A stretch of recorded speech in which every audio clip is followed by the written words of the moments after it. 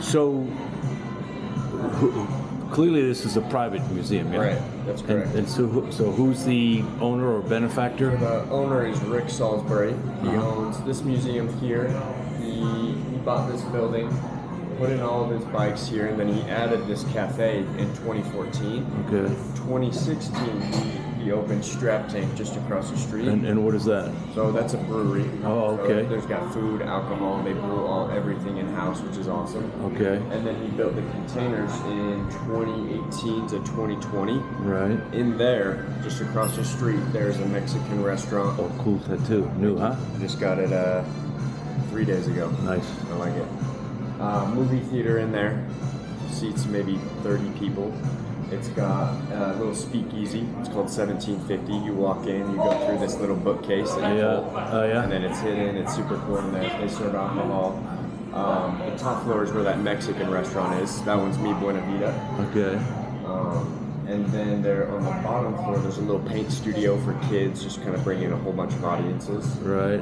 There's a tattoo shop, barber shop, and then they're working on getting some type of thrift store or maybe an Italian restaurant. They're still kind of deciding what they want to do in there.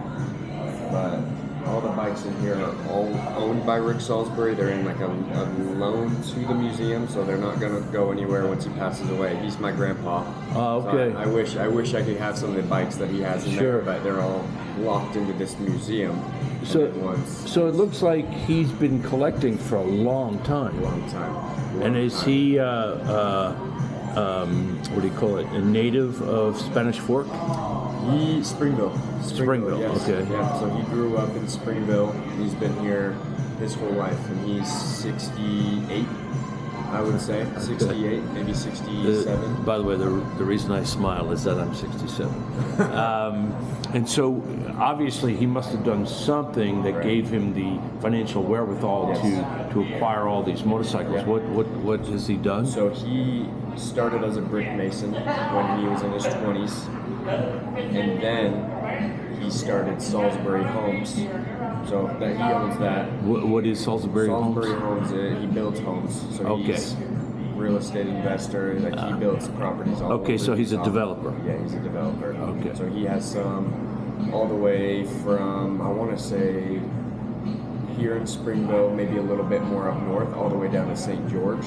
So he's got homes all over, and he's been doing that for 35, 40 years. Okay. So that real estate is the way to go, it seems. Yep. Yeah. Yep. Okay. Cool. Yeah. Cool. And then I guess the other thing I'm curious about,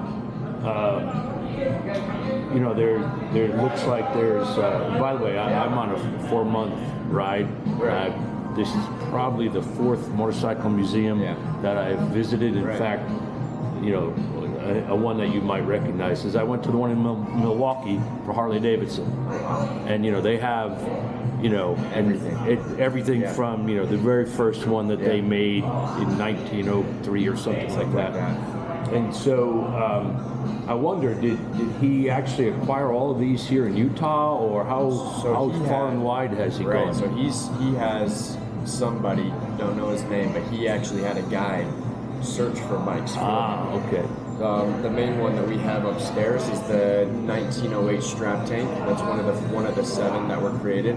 Okay. He bought that one at an auction maybe 5 years ago in Vegas for $930,000, $935. Wow. So that one is the rarest one that we have up there. He's got a 1907 Strap Tank, and that's where the brewery came from. The name Strap Tank. Yeah. So he's got those up there, but I know he has a guy. I don't think he's requiring any more at the moment, but over the past 15, maybe 10 years, he's just had that guy bring him a whole truckload of bikes, and he would go on there, pick and choose which one he wanted. So, and I know he did a little bit of shopping himself, and he would go to Vegas and go to auctions for the ones that he wanted. So he's got quite the collection there. But another thing I noticed that's actually maybe different here.